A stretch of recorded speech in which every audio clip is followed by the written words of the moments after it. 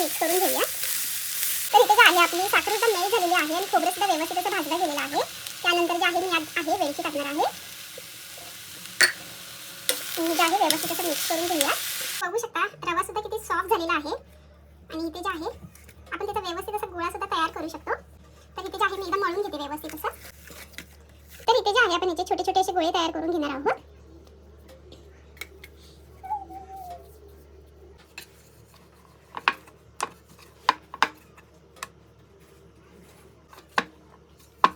अशी छोटीशी चपातीसारखं आपल्याला बनवून घ्यायचं आहे।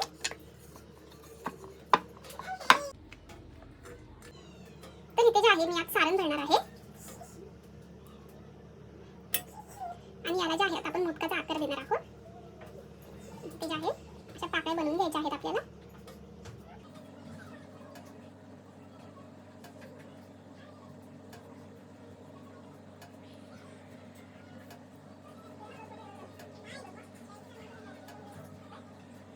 तुम्ही बघू शकता हा मोदक जो आहे आपला तयार आहे।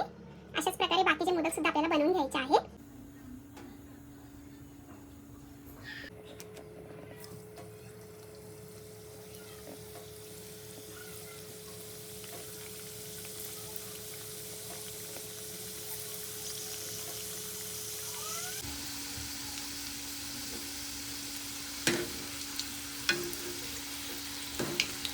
तर बघू शकता इथे जे आहे आपले मोदक जे आहे व्यवस्थित असे तळले गेलेले आहे।